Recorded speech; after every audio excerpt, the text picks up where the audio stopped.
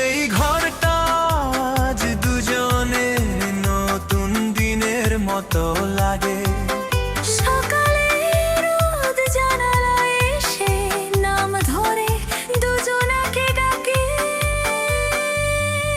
যা কিছু সাজাই, যা কিছু গুছাই, সব শেষে বুঝি শুধু এ কথাই, তুমি আমি পাশাপাশি থাকলে ঘর যেন হয়ে